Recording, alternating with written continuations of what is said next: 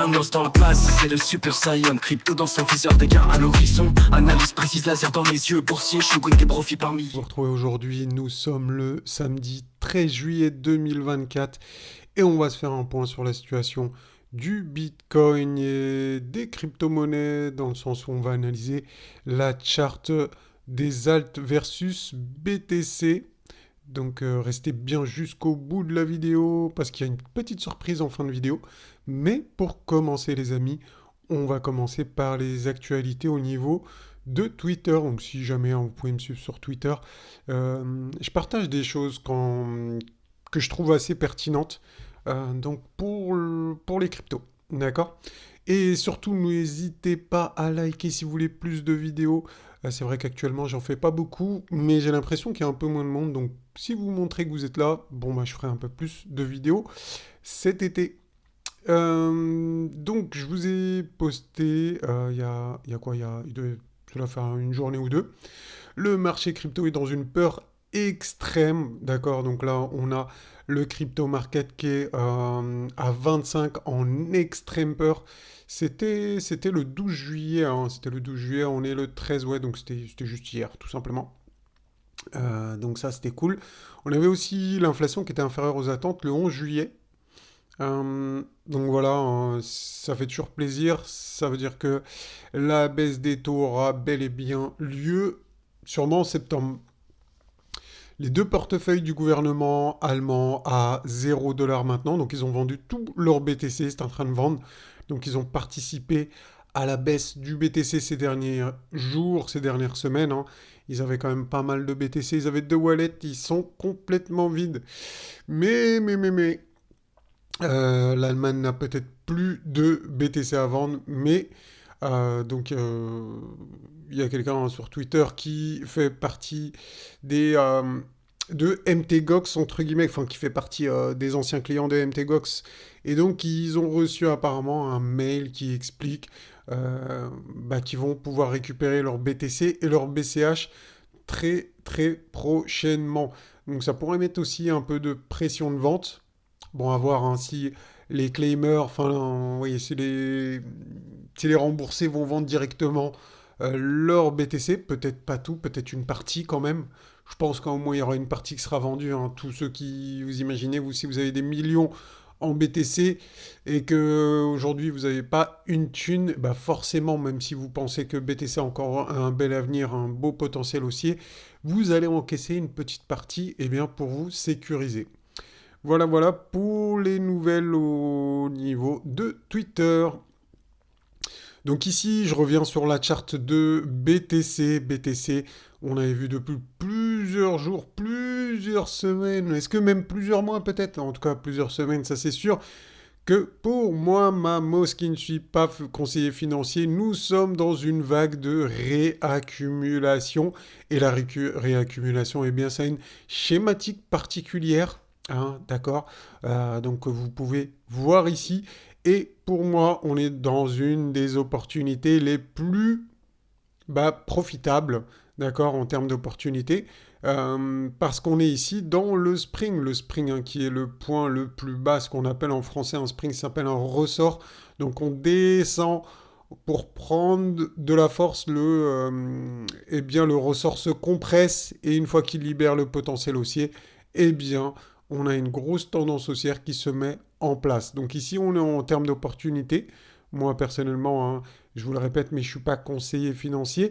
Je pense qu'on est sur une opportunité ici hein, au niveau des prix du BTC qui pourrait rebondir fortement par la suite. Donc si je fais un petit zoom ici, je peux vous donner des niveaux de validation, d'invalidation. Donc ça, c'est à vous de voir. Eh bien, si vous êtes prudent, vous ne croyez pas forcément à la hausse, vous vous dites, mais non, Mamous, qu'est-ce que tu racontes? T'as encore... t'es perché, machin truc. Eh bien, regardez ici hein, les niveaux de résistance qui ont très bien servi par le passé. Le canal baissier ici. Un point de contact, deux points de contact, trois points de contact, quatre points de contact. Moi, personnellement, je pense que si on casse ici cette résistance, et en plus on a une résistance juste au-dessus là, je dirais les 61 000 pour prendre en compte les deux résistances ici. Je pense que ça va libérer un potentiel haussier beaucoup plus haut si on commence à casser ces niveaux de résistance. Bon, pour l'instant, c'est pas fait, mais c'est quand même pas mal, hein. On est sorti ici, on a réintégré, on commence à travailler cette zone de résistance. Donc il va falloir suivre ça eh bien, durant les prochains jours. Je pense que même d'ici la semaine prochaine, il peut se passer quelque chose. Bon, ça reste à voir, hein, bien évidemment. On va eh bien, être attentif là-dessus, voir vraiment si on arrive à avoir une cassure, eh ben, ça serait déjà un bon signe pour se dire que eh bien, la tendance haussière commence à reprendre, d'accord? Donc pour l'instant, on n'a pas de confirmation. C'est ça qui est un petit peu dommage. Bon, ben, prenez votre mal en patience et on verra bien au fur et à mesure des semaines comment ça se passe si on arrive à casser certains niveaux de résistance. Mais en termes d'opportunités, moi personnellement, je pense que voilà, c'est les bons niveaux eh bien, pour recharger sur les cryptos. D'ailleurs, on peut voir ici hein, sur cette charte que je vous ai montré en début de vidéo, je vous la répète. Alors, je me répète un peu peut-être, mais c'est une charte super importante, donc je vais faire un petit rappel dessus.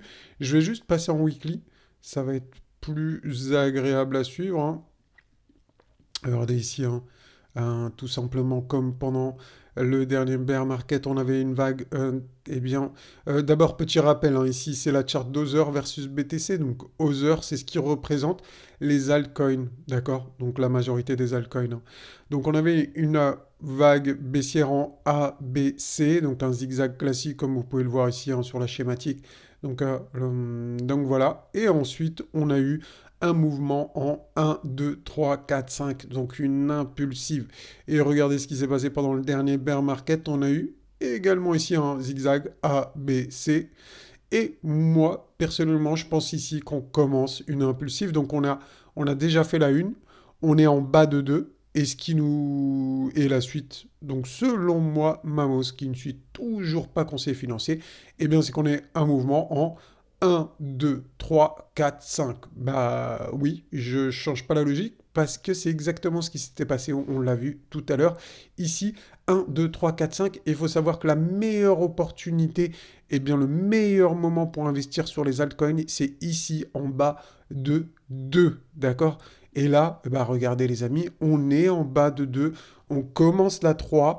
Donc ça pourrait être le début de quelque chose sur les altcoins. Moi, en tout cas, c'est ce que je pense qu'on est c'est en termes d'opportunité. Eh bien, ça peut être quelque chose. C'est une opportunité générationnelle, hein, carrément. Moi, c'est ce que je pense. Et ici, rappelez-vous, on avait dit que on avait mis 6 mois à descendre ici, 6 mois à monter, 6 mois à descendre. Et donc 6 mois probablement pour remonter, ça nous donnerait décembre. Donc au mois de décembre, on pourrait se retrouver ici à ce niveau de résistance. Pourquoi pas? Pourquoi pas? En tout cas, si c'est avant, eh ben c'est tant mieux. Je vais pas m'en plaindre. Bien au contraire, je serai le premier, le plus content. Mais je préfère me dire, bon, soyez patients les amis. Voyons déjà au mois de décembre. Normalement, je pense, hein, on devrait être au moins ici au mois de novembre, décembre. Eh ben, wait and see, comme on dit, wait and see.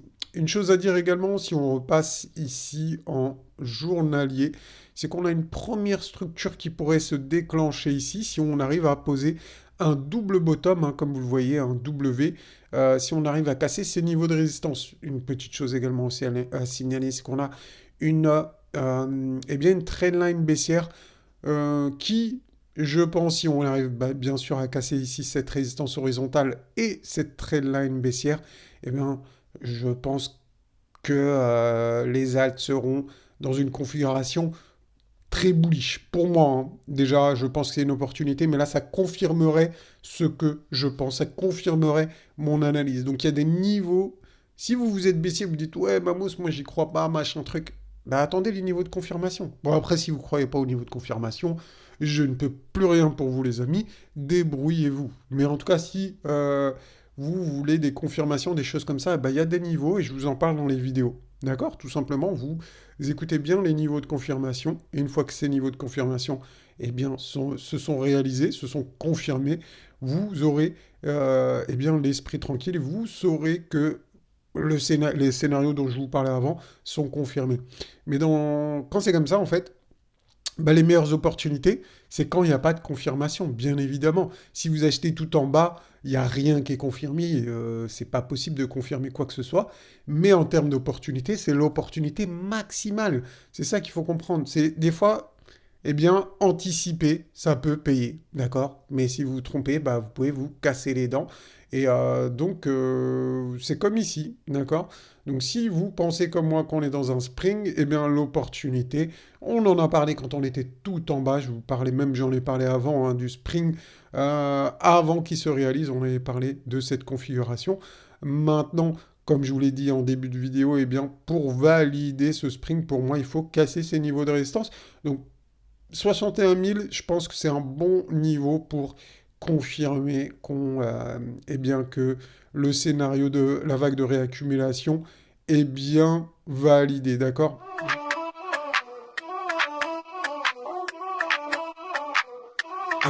Manos dans la place, c'est le Super Saiyan. Crypto dans son viseur, des gains à l'horizon. Analyse précise, laser dans les yeux. Boursier, Shogun, des profits par milliers. Il danse avec les cours, pépite sur radar. Blockchain, samouraï, aucune peur du hasard. Quand il trade, la scène en alerte permanente. Crypto scène, c'est son flair, dans son tendance. Manos le boss, crypto champion.